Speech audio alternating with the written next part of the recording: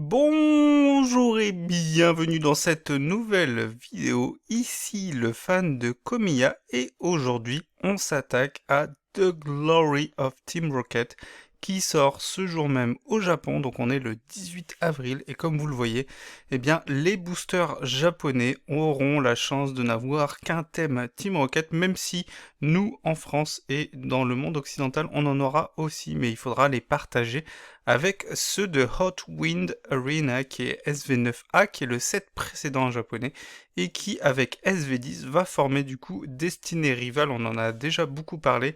La série sort donc en France le 30 mai, et évidemment ça risque d'être compliqué pour mettre la main sur des items. Mais avant de commencer, n'hésitez pas à vous abonner ou à mettre un pouce sur cette vidéo, et aujourd'hui, eh bien, on révèle le set en entier, donc si jamais vous voulez vous garder la surprise, eh bien, je vous conseille de quitter cette vidéo et de découvrir de votre côté, une fois que vous pourrez mettre la main sur ces items, mais même en japonais, c'est très très cher, les displays sont à plus de 200 €. Donc on va voir, même si on annonce déjà, en regardant les réseaux, au Japon, une baisse, évidemment, parce que ce n'est pas viable, hein, les boutiques prennent de gros risques à acheter en précommande des items aussi chers, et même aux États-Unis, l'annonce du set japonais a mis un frein à pas mal d'investisseurs parce que du coup, il y a quand même pas mal de déceptions sur le set. Bon, je suis pas trop la cible, on va en reparler après, mais c'est vrai que pour le coup, eh bien, c'est un tout petit peu décevant quand même. Alors, il faut savoir, on en avait déjà un peu parlé, que la série met l'accent sur la Team Rocket, mais c'est plutôt celle de la 2G, et notamment donc du coup du remake de la 2G, puisque ce sont des personnages comme, là vous voyez Proton, Ariane, ou même Archer, c'était des personnages qu'on avait dans le remake et qu'on n'avait pas dans la version originale, de mémoire il me semble, hein. Mais dites-moi si je me trompe. J'ai joué à la version originale à l'époque, mais un ami me l'avait perdu, ma version argent. Donc je pense que j'avais pas complètement fini le jeu. J'ai adoré les remakes, même si la deuxième partie, la partie Kanto, est très décevante, c'est vrai, il faut l'avouer.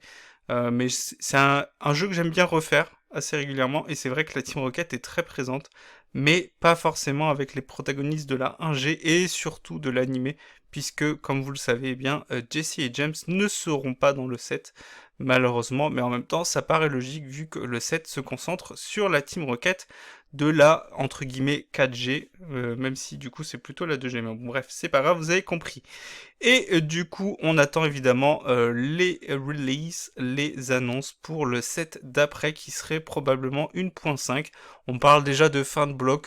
Attendons de voir, on verra bien. De toute façon, ça changera rien dans le sens où on commencera pas le vrai gros bloc puisque le jeu d'après la 10G n'est pas sorti.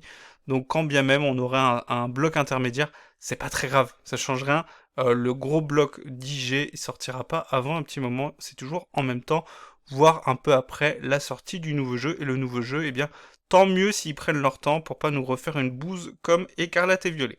On va commencer par les cartes du set qui ont leak depuis un petit moment, puis après on va aller voir sur Card Market parce que je suis pas satisfait pour l'instant des images, la qualité des images sur Pokébeach, et du coup on va aller voir du coup les cartes secret. Donc on va passer assez vite sur les communes, il y en a quelques-unes qu'on avait déjà commentées.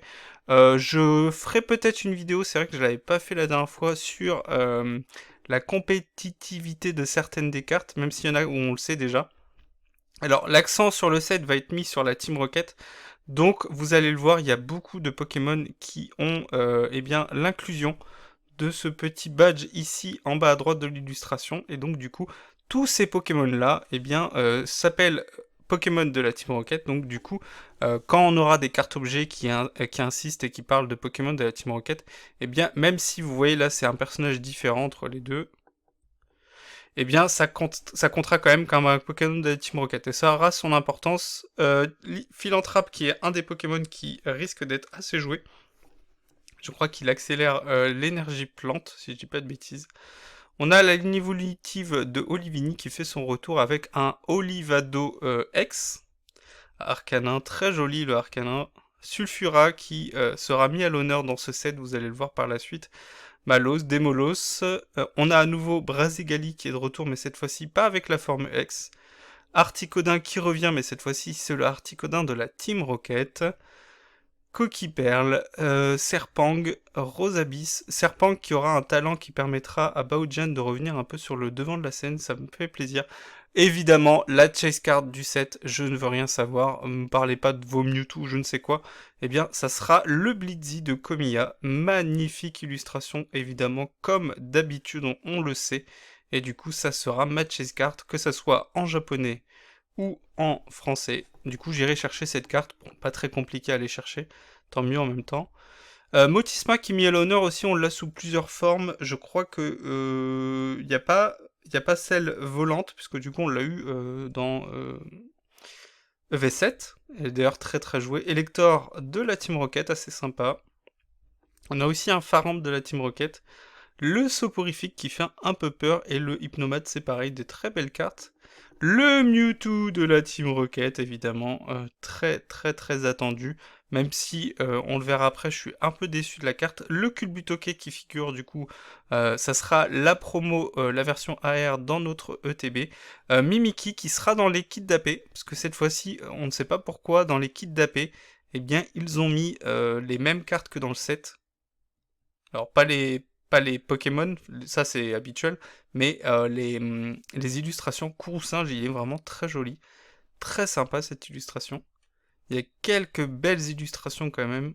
Tyrannosif qui revient à nouveau, on en bouffe comme pas possible. On l'a vu dans EV2 et dans d'autres séries. Une petite carte de Soso pour avoir le quota d'illustrateurs évidemment, comme d'habitude. On a l'habitude, ça avance bien les collections du coup comme ça. Le Charmina, toujours dans des poses un peu illicites, je dois l'avouer. Les Arbok, Abo. Il y a aussi du coup Nidoking et Nidoqueen qui seront mis à l'honneur, mais c'est surtout Nidoking qui sera mis à l'honneur, puisque là vous l'avez sous la forme X, et comme vous le savez, souvent les cartes de type X eh bien, ont la possibilité d'être sous la forme Full Art ou SAR, et vous allez voir que Nidoking a profité de ce traitement, tout comme le Nostanfer de la Team Rocket, très jolie illustration. Grotanement. Évidemment, l'accent est mis sur les Pokémon de type obscur et de type psy. Il y en a beaucoup, surtout les types obscurs. Le Farfuré, ça c'est très sympa pour la petite collection de Farfuré. En plus, c'est Ghidorah qui est à la manœuvre et la carte est vraiment très sympa. Très jolie. Des Pokémon de type acier avec le Zamazenta qui a pris du Xanax. On en avait déjà parlé. Le Ratatak, le Miaous, le Persian sous la forme X. Et du coup, le Kangourex, donc de très belles illustrations, je fais défiler, on va vite passer sur les cartes rares. Les items, on aura l'occasion d'en reparler, mais la Team Rocket a été gâtée, parce que vous voyez, toutes les cartes sont sur le thème de la Team Rocket. Et du coup, bah en fait, je vois qu'il y a quelques secrets, mais on va basculer sur Card Market. Donc les cartes de la Team Rocket sont très fortes. Je crois que c'est celle-ci de mémoire, parce que j'ai déjà vu beaucoup de contenu sur la viabilité de ces cartes. Et celle-ci, je crois qu'elle annule les talents des Pokémon des deux côtés, donc c'est très très fort dans le TCG quand on connaît la force de certains des talents. Au niveau des secrets, on a quand même du lourd au niveau des AR, ça il faut le reconnaître, objectivement c'est quand même très propre. Au niveau des SAR, je suis un peu plus déçu. Au niveau des full art, vous connaissez mon avis, je vais pas vous mentir, c'est pas les cartes qui m'intéressent, même si sur EV, il y en a quand même quelques-unes qui m'intéressent et que j'ai dans ma collection, mais globalement c'est quand même assez bof et c'est pas l'inclusion des dresseurs qui pour moi change la donne tant ça a été fait de manière assez paresseuse. On commence avec un banger que j'irai chercher, ça c'est quasiment sûr, avec le Philanthrape. Très très belle carte, j'adore la dynamique au niveau des couleurs, c'est vraiment très joli, le vert et le noir, ça rend super bien. Donc une très jolie carte, et en plus Philanthrape c'est un Pokémon un peu troll, je trouve. Très disgracieux mais quand même assez cool. Je pense notamment au duo avec Philanthrape qu'on avait sur EV1, je vous en ai déjà parlé. Le Démolos, je suis pas fan, mais c'est vrai qu'il faut reconnaître que la carte est assez sympa, mais je pense qu'il y avait quand même mieux à faire. Le Braségali, c'est un peu confus, mais pourquoi pas, les fans seront contents. Le Coquille Perle qui est assez sympa, qui est très picturesque, vraiment très joli au niveau de la carte. Le Culbutoke, c'est ce que je vous disais tout à l'heure, donc du coup ça sera la carte qu'on aura dans les ETB. Voilà, il y a eu de la déception, il y a un peu de tout, je pense que les gens voulaient surtout un gros Mewtwo bien dégueulasse, mais moi je trouve que c'est sympa. Voilà, mettre une carte un peu moins hypée dans l'ETB, ça peut aussi faire en sorte que l'ETB, mais bon, là, la couverture ne fera pas, ne fera pas machine arrière sur l'ETB, mais bon, c'est pas grave. En tout cas, moi, j'aime bien le fait qu'il y ait le Farfuré, donc c'est une carte assez sympa. Astronel, c'est pas mes Pokémon que j'aime. Smogogo, c'est sympa, mais c'est assez classique, on va dire. Celle-ci, elle est vraiment très belle, le Cornèbre, avec, je crois que c'est Ariane en français. Donc ça, c'est une carte que j'irai chercher, je la trouve vraiment très belle. En plus, elle lui rend pas hommage, le scan, parce que je pense qu'au niveau des couleurs, c'est beaucoup plus vif. Le Zamazenta, non, voilà. Après, voilà, si vous aimez, tant mieux, hein. Le Ratatak qui est assez marrante, je pense, qui sera pas très très cher, puisque Ratatak, c'est pas le Pokémon le plus populaire. Un peu cartoonesque, c'est vrai que beaucoup de personnes reprochent à la série, c'est vrai qu'on le voit beaucoup ici, d'avoir un aspect un peu cartoon, comme si la Team Rocket c'était eh bien une team méchante mais pas trop méchante. Bon, c'est vrai que ça se retrouve ici aussi avec le Mieus et Giovanni. Bon, on n'aime pas, après, il y a débat, mais faut pas oublier quand même que Pokémon, ça se destine, pardon, principalement à des enfants, même si c'est vrai que les gens qui injectent l'argent dans cette IP, c'est principalement des adultes, mais bon, le public ciblé, c'est quand même principalement les enfants. On en voit quand même beaucoup intéressés par le TCG. Il en faut pour tout le monde, voilà, c'est ce que j'aimerais dire. Que vous aimiez ou pas, c'est pas très grave. En tout cas, il en faut pour tout le monde. Le Kangourex, c'est assez sympa. Une petite vibe un peu Ghibli, je trouve, donc très sympa, mais c'est toujours pareil, très cartoonesque. Donc, ça fait débat. Il y a des gens qui aiment, il y a des gens qui aiment pas. Les Full Art X, je passe assez vite. Pas mon délire, franchement, pas ouf du tout. Il y en a aucune là pour l'instant qui m'intéresse, franchement. Les dresseurs, c'est toujours pareil. Je sais qu'il y a beaucoup de fans des dresseurs, il y a beaucoup de fans de ces cartes-là. Pourquoi? Parce que bah, c'est des cartes qui sont pas chères, donc forcément c'est intéressant de les collectionner. Et il y a des gens qui aiment bien parce que bien ça met à l'honneur leur personnage préféré. Eh bien, tant mieux si c'est comme ça. En tout cas, moi, je suis pas fan, mais c'est vrai qu'il faut reconnaître que voilà, il y a de l'effort qui a été fait. Les dresseurs qui ont été choisis, c'est plutôt pas mal, mais c'est ceux qu'on a vus tout à l'heure. Bon, après, à vous de me dire si vous aimez. On va passer au SAR et pour le coup, je pense que ça va être assez tranché. Là où il y a beaucoup de gens qui vont apprécier, mais il y en a beaucoup aussi qui vont trouver ça un peu nul. La Sulfura, c'est vrai qu'elle elle divise beaucoup. Moi, je suis fan, évidemment, c'est le travail de Akira Egawa, je vous en ai déjà beaucoup parlé. C'est une artiste que j'adore, elle fait des cartes vraiment magnifiques, elle est très sollicitée par Pokémon Company, donc forcément, alors, elle est très sollicitée, mais surtout pour des secrets, parce que elle fait beaucoup d'illustrations sur des cartes communes et peu communes, mais c'est principalement sur les AR, SAR qu'elle tire son épingle du jeu. Et elle a vraiment des très belles cartes à son actif, donc n'hésitez pas à aller voir ce qu'elle a fait. C'est vraiment très beau en général. Bon, cette carte, elle divise un peu plus, mais moi, je la trouve vraiment très belle. Le Mewtwo, c'est vraiment pas mon délire. J'aime pas l'aspect du Mewtwo. En contre-plongée comme ça, je trouve que ça lui rend pas du tout hommage, mais bon, à voir, peut-être que les gens apprécieront plus, peut-être que la carte sera plus jolie en vrai. Le Nidoking, je trouve que c'est un peu ce qu'on disait tout à l'heure, un peu cartoon. Giovanni fait beaucoup plus peur et beaucoup plus effrayant sur la carte du Mewtwo que sur la carte du Nidoking. Donc un peu plus déçu sur le Nidoking. On peut aussi reprocher le fait que du coup Giovanni apparaisse beaucoup sur ses SAR.